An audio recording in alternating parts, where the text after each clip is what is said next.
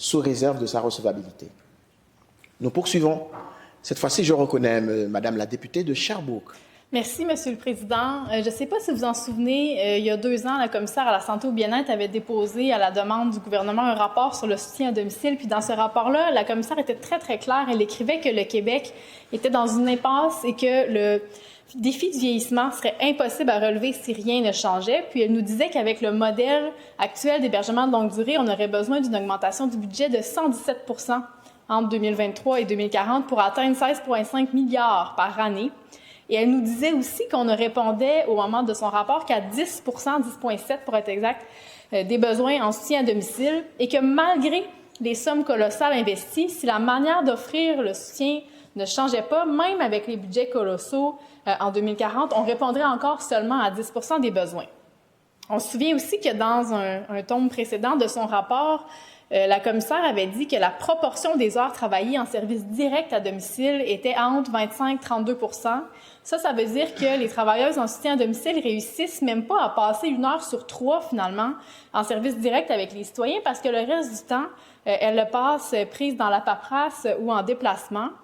Et c'est pour ça que c'était évident qu'il y avait un problème avec l'organisation des services. On ne peut pas répondre à l'ampleur de la demande, même en investissant des milliards, si même pas 1/3 des heures travaillées sont en service direct. Puis ça avait choqué tout le monde, puis je me souviens que la ministre des Aînés avait reconnu que le système n'était pas efficace, puis que les travailleuses du réseau passaient beaucoup trop de temps finalement dans la paperasse ou en déplacement. Puis elle avait annoncé un projet pilote pour changer ça, puis augmenter le temps qu'elle passe à offrir réellement du soutien à domicile. Et tout le monde trouvait que c'était une bonne nouvelle. On a applaudi ça, on avait juste hâte de voir les résultats. Ça, c'était en 2023. La ministre parlait de changement radical, c'est son vocabulaire à elle, puis on était d'accord avec elle. Elle voulait implanter ces changements-là partout en 1 an. Puis tout le monde espérait que ça marche, sincèrement. Sauf que là, on est rendu en 2026, puis on ne le sait pas encore si ça a marché. Puis ce serait quand même important de le savoir parce que ça nous aiderait à interpréter le budget. Moi, j'aimerais ça savoir, on en est où aujourd'hui? Est-ce qu'on réussit finalement à répondre à plus que 10 % des besoins en soutien à domicile? Est-ce qu'on progresse? Ou est-ce que le pourcentage recule parce que la population vieillit puis qu'on ne fournit pas finalement pour rattraper ce retard-là? Bien, on n'a aucun moyen de le savoir. Est-ce que la proportion des heures travaillées qui vont en service direct, elle s'est améliorée? On en est où avec ça? Est-ce que ça marche, la révolution annoncée de la ministre finalement? Moi, j'aimerais ça que oui, mais je suis sceptique parce que quand le gouvernement réussit un bon coup, habituellement, ils nous le disent, chiffres à l'appui, puis là, on n'a aucune idée si on en est encore entre 25 et 32 % des heures travaillées en service direct ou si ça s'est amélioré. Puis moi, je suis convaincue que si ça s'était amélioré, du côté du gouvernement, on aurait célébré ça et il se serait fait une fierté de nous le dire. Puis c'est la même chose pour le pourcentage des besoins en soutien à domicile auquel on répond. Si on avait dépassé le 10 % puis qu'on avançait, je suis certaine que le gouvernement serait très heureux de nous le dire, mais on nous le dit pas, puis même quand on demande des comptes, on réussit pas à avoir une réponse là-dessus, et ça ferait pourtant toute la différence pour évaluer l'action gouvernementale puis les investissements du gouvernement. Parce que là, quand le gouvernement nous parle des montants qu'il investit en soutien à domicile, moi, je suis incapable de savoir si c'est de l'argent qui est utilisé efficacement ou si ça se perd encore aujourd'hui dans la bureaucratie, comme avant, de l'aveu même de la ministre. Et pourtant, c'est ça qui compte, là, c'est de savoir si on s'améliore pour répondre aux besoins. Les montants ne disent pas grand-chose sur les services qu'on réussit à offrir. Ça, c'est un peu comme les investissements en infrastructure, en éducation. C'est beau dire que le gouvernement n'a jamais mis autant d'argent, puis c'est vrai, personne ne va nier ça au niveau des chiffres, mais en même temps, on sait qu'avec cet argent-là, on construit aussi de moins en moins d'écoles par année avec la même enveloppe à cause de l'inflation.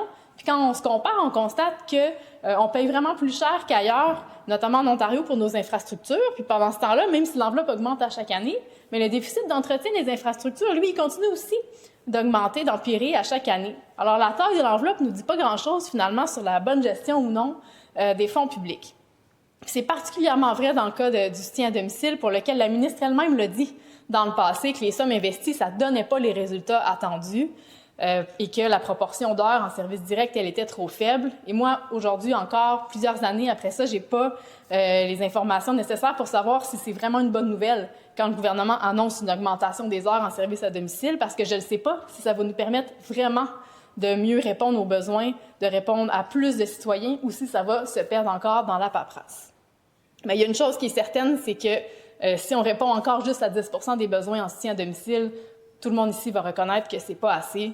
Puis c'est pas assez non plus le soutien qu'on offre aux proches aidants. Je veux dire un petit mot là-dessus parce que quand la ministre a présenté sa politique nationale de soins à domicile au début de l'année, elle était très, très fière d'annoncer qu'il y aurait une rémunération pour les proches aidants. Puis ce qu'elle annonçait, en fait, c'était surtout une modernisation du chèque emploi-service.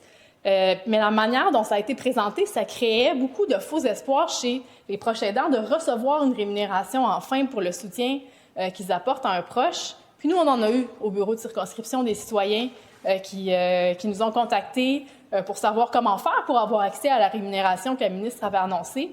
Puis c'était vraiment triste de devoir expliquer aux gens que ça va être seulement pour des cas presque exceptionnels, qu'il y a des grosses chances qu'ils ne soient pas concernés finalement par cette mesure-là. Parce que des proches aidants, il y en a 2,5 millions au Québec. Une bonne proportion d'entre eux sont précaires financièrement ou subissent une diminution de revenus pour pouvoir prendre soin de leurs proches. Mais la fameuse rémunération dont parlait la ministre en début d'année, bien, elle a prévu seulement 23 millions sur 2 ans pour ça. Donc, de toute évidence, les gens ne seront pas nombreux à y avoir accès. Et pourtant, bien, on le sait ici, tout le monde, que si le réseau tient debout, c'est en partie grâce au soutien des proches aidants. Donc, je trouve ça triste qu'on leur ait fait miroiter une aide financière à laquelle presque personne aura accès. Surtout que les critères, ils sont pas disponibles encore. Donc, j'espère qu'au moins la ministre va avoir l'honnêteté de rendre publics les critères avant les prochaines élections pour que les 2,5 millions de proches aidants au Québec sachent à quoi s'en tenir. Parce qu'autrement, ça va vraiment avoir l'air d'une opération électorale, finalement, de laisser miroiter une rémunération pour les proches aidants sans que ce soit clair. Ça va être quoi les critères pour y avoir accès? Je vais me permettre de commenter aussi, il me reste quelques minutes, sur les dossiers qui ne sont pas les miens, notamment le logement. Le budget nous annonce 1000 logements sociaux sur 3 ans pour répondre à la crise. 1000 logements sociaux pour le Québec au complet, ça fait 8 logements sociaux par circonscription sur 3 ans. Je suis convaincue que tous mes collègues ici, peu importe leur parti, leur région, auraient besoin de ces 1000 logements-là juste dans leur circonscription, tellement il y a de monde sur les listes d'attente pour des logements sociaux. En tout cas, je peux vous dire que juste à Sherbrooke, on aurait eu besoin des 1000. Alors, la moyenne de 8 logements sociaux par circonscription sur 3 ans, c'est un peu ridicule. Là. Je ne sais pas comment qualifier ça autrement. Pourtant, permettre aux gens de se loger à un coût raisonnable, ce serait le meilleur moyen de les aider à avoir plus d'argent dans leur poche parce que le logement, ça reste à ce jour la principale dépense des Québécois. Puis leur rendre des logements abordables, accessibles, ce serait la meilleure manière de leur donner les moyens, notamment de mieux manger. Donc, je trouve ça dommage que le gouvernement ne se rende pas compte qu'investir dans le logement social, ce serait vraiment le meilleur levier, finalement, pour réduire la pauvreté puis aider les Québécois face à la hausse du coût de la vie. Puis un petit mot aussi sur le milieu communautaire qui est en grève en ce moment pour dénoncer le sous-financement chronique. Moi, je ne comprends pas pourquoi le gouvernement ne réalise pas à quel point on serait gagnant collectivement de financer ces organismes-là de manière plus stable pour qu'ils puissent accomplir leur mission.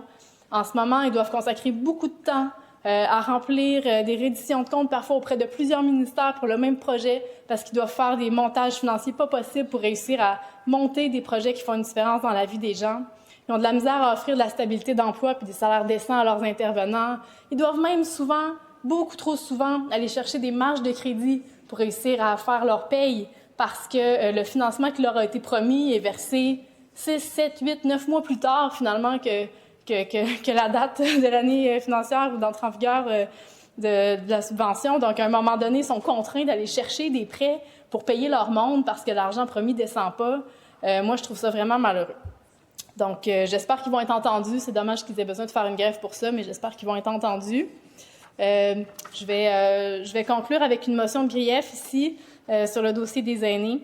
Que l'Assemblée nationale blâme sévèrement le gouvernement de la CAQ de ne pas assurer les investissements publics nécessaires pour mettre en œuvre le virage urgent vers des services de soins et de maintien à domicile recommandés par la commissaire à la santé et au bien-être afin de répondre adéquatement aux défis colossaux du vieillissement de la population québécoise. Merci. Merci, Madame la députée de Sherbrooke. Votre motion elle est déposée sous réserve de sa recevabilité.